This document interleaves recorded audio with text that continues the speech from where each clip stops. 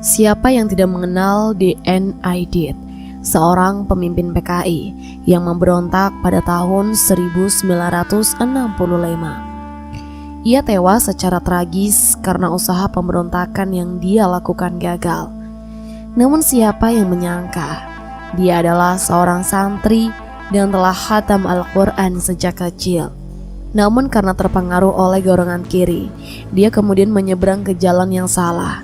Padahal Aidit pernah menjadi seorang kesayangan Bung Hatta sebelum akhirnya berbeda haluan.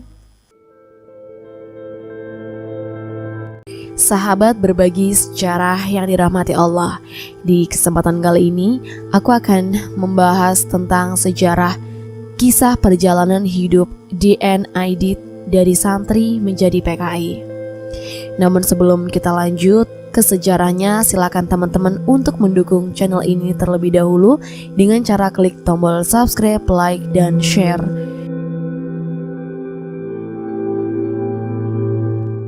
Dan inilah dia kisah perjalanan hidup Dipa Nusantara Aidit dari santri menjadi PKI.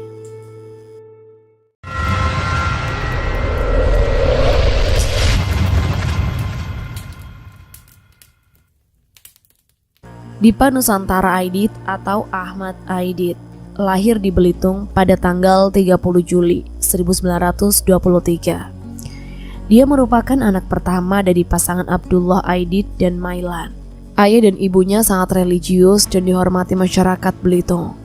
Ayah Aidit berasal dari Minangkabau lalu hijrah ke Belitung. Abdullah aktif dalam kegiatan Islam dan dihormati oleh masyarakat Belitung.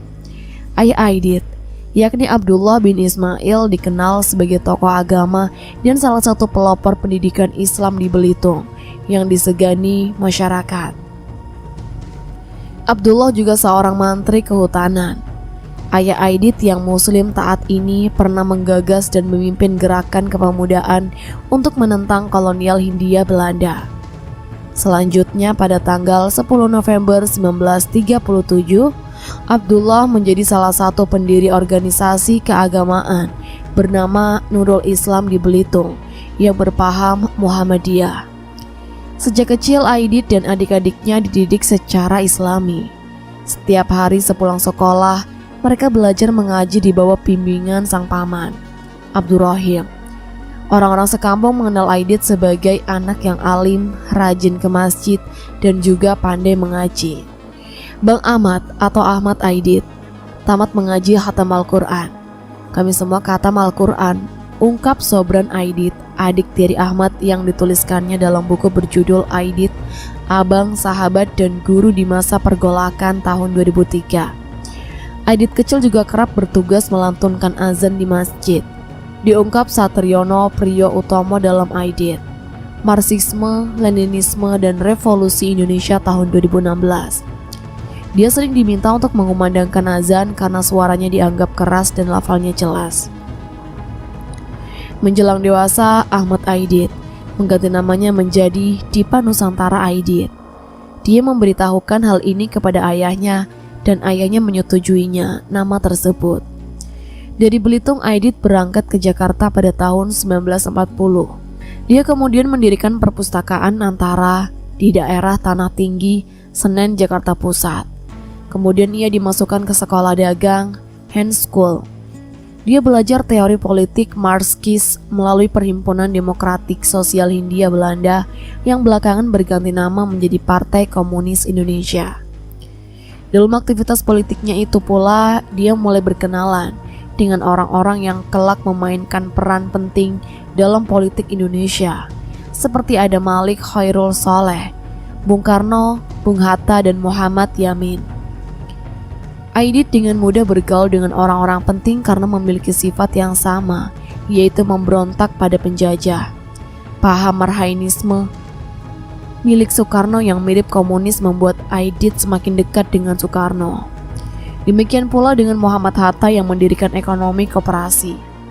Menurut sejumlah temannya, Hatta mulanya menaruh banyak harapan dan kepercayaan kepadanya, dan Aidit menjadi anak didik kesayangan Hatta.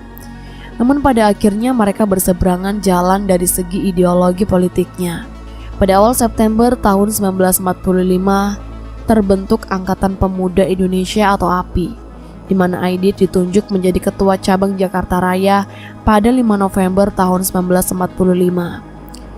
Dan Aidit bersama anggota API diserang oleh Koninklijke Nederlands Indisch Leger atau KNIL atau Tentara Hindia Belanda dan ditangkap. Dan Aidit kemudian diasingkan ke Pulau Onrus selama 7 bulan. Sebelum akhirnya dibebaskan pada tahun 1948. Dan Aidit, Lukman, dan Joto ditugaskan untuk menjadi penerjemah manifesto komunis ke dalam bahasa Indonesia. Pergaulan Aidit terus meluas.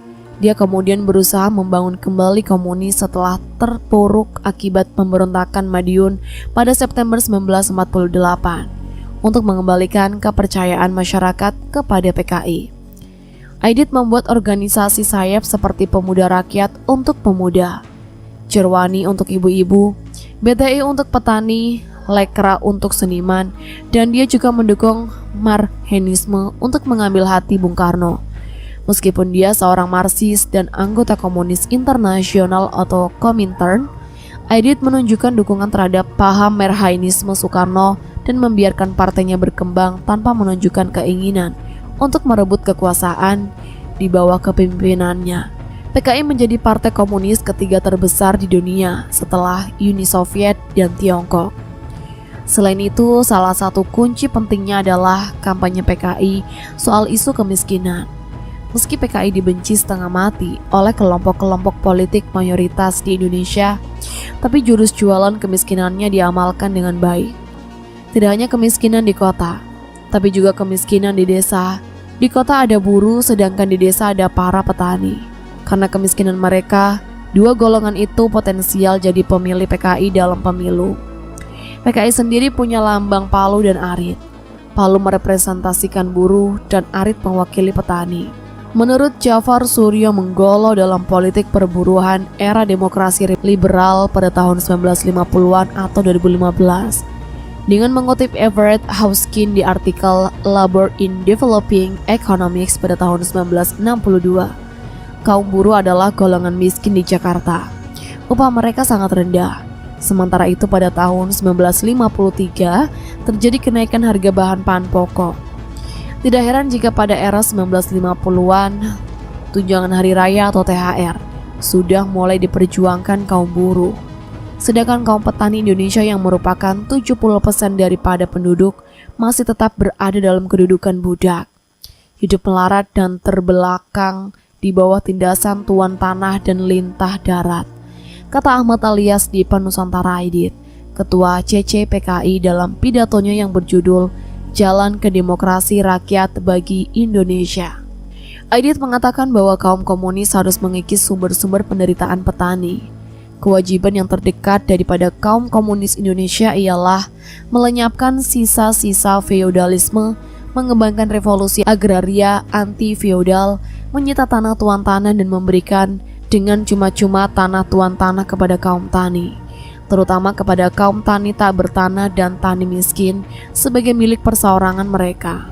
Layaknya pahlawan Robin Hood yang mencuri uang-uang para orang kaya lalu dibagikan kepada orang melarat, para PKI melakukan hal yang sama layaknya Robin Hood. Mereka melakukan perampasan tanah-tanah milik tuan tanah untuk dibagi-bagikan kepada masyarakat miskin. Pada saat itu, para kiai dan juga ulama merupakan orang-orang terpandang yang juga memiliki banyak tanah. Dari perampasan tanah-tanah milik para ulama, maka mulai timbul dua masyarakat yang saling bergesekan. Mereka yang membela para ulama dan partai PKI yang merampas tanah-tanah milik tuan tanah. Gesekan kedua kubu tersebut terus terjadi, hingga akhirnya menimbulkan dendam pasca peristiwa pemberontakan PKI. Kampanye anti asing juga dilakukan. Lewat mulut Aidit dalam pidato Jalan ke Demokrasi Rakyat bagi Indonesia, menyebut salah satu bentuk pertentangan dan permusuhan antara negara-negara imperialis ialah perang imperialis yang membawa kemiskinan, kesengsaraan dan kematian berjuta-juta manusia. Seperti umumnya partai jelang pemilu, PKI juga memberi janji-janji manis. Ideologi bukan jaminan utama kemenangan dalam pemilu. lewat koran andalannya Harian Rakyat 28 September tahun 1955, sehari sebelum pemilu DPR pada tanggal 29 September tahun 1955. PKI melempar banyak janji.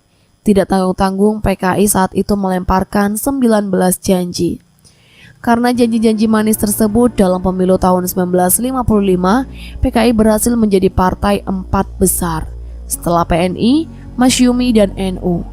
Pengimbang dari unsur-unsur konservatif di antara partai-partai politik Islam dan militer. Berakhirnya sistem parlementer pada tahun 1957 semakin meningkatkan peranan PKI karena kekuatan ekstra parlementer mereka. Ditambah lagi karena koneksi Aidit dan pemimpin PKI lainnya yang dekat dengan Presiden Soekarno. Maka PKI menjadi organisasi massa yang sangat penting di Indonesia. Aidit semakin dekat dengan Bung Karno.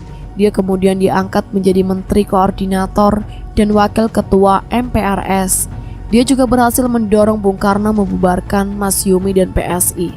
Kedudukan PKI semakin kokoh ketika Bung Karno mencetuskan Nasakom atau nasionalis, agama dan komunis sebagai tiang utama pembangunan Indonesia yang revolusioner. Saat Soekarno menyerukan Genyang Malaysia, Aidit dan PKI menjadi garda terdepan mendukung Soekarno. Hal ini membuat Soekarno pun semakin percaya dengan Aidit dan PKI. Di sisi lain, Aidit memiliki tujuannya tersendiri. Dia berharap Soekarno mengirimkan angkatan darat untuk pergi ke perbatasan Malaysia dan berperang. Jika angkatan darat berperang, maka hal ini memudahkan PKI menguasai Indonesia. PKI yang telah menjadi partai besar tentu mudah mengambil alih jika angkatan darat berperang dengan Malaysia. Karena pada saat itu angkatan darat adalah batu sandungan bagi PKI. Rencana tersebut tidak berjalan mulus. Namun karena Aidit merasa telah berada di atas angin, akhirnya melakukan pemberontakan untuk berusaha mengambil alih Indonesia. Aidit berusaha menerapkan ideologi komunis dengan cara menyingkirkan petinggi-petinggi yang menolak ideologi tersebut. Berhasil dihentikan oleh angkatan darat di bawah komando Soeharto. Aidit akhirnya menjadi incaran angkatan darat karena dianggap sebagai dalang pemberontakan. Ketika menjadi pihak tertuduh, DN Aidit kemudian pergi dari Jakarta menuju ke Yogyakarta dan Jawa Tengah, yang menjadi basis PKI. Aidit akhirnya tewas setelah pergi ke Jawa Tengah. Ada beberapa versi tentang kematian DN Aidit. Menurut versi pertama, Aidit tertangkap di Jawa Tengah, lalu dibawa oleh sebuah batalion Kostrad ke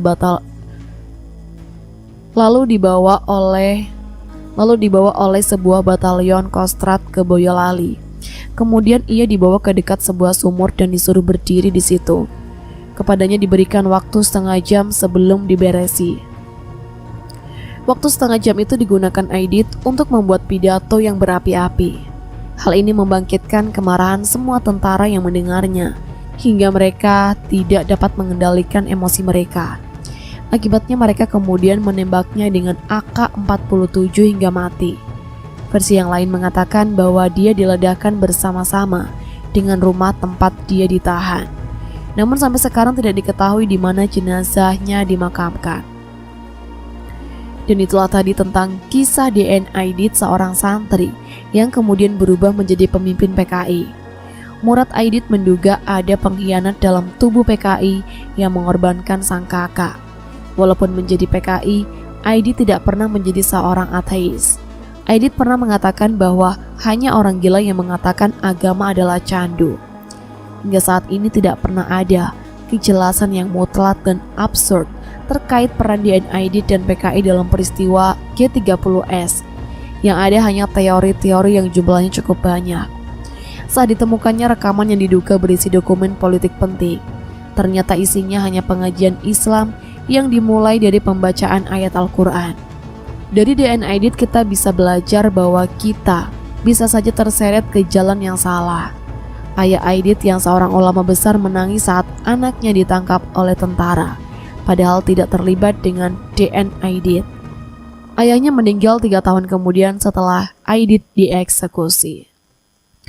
Dan itulah tadi kisah perjalanan hidup DN Aidit dari santri menjadi PKI. Semoga dengan adanya kisah ini teman-teman bisa mengambil pelajaran dan bisa menambah pengetahuan dan wawasan kepada teman-teman semuanya. Sampai di sini dulu cerita ataupun kisah dari sejarah DN Aidit. Sampai bertemu di sejarah selanjutnya. Apabila kalian punya pendapat tentang sejarah yang perlu aku sampaikan, kalian tulis aja di kolom komentar ya.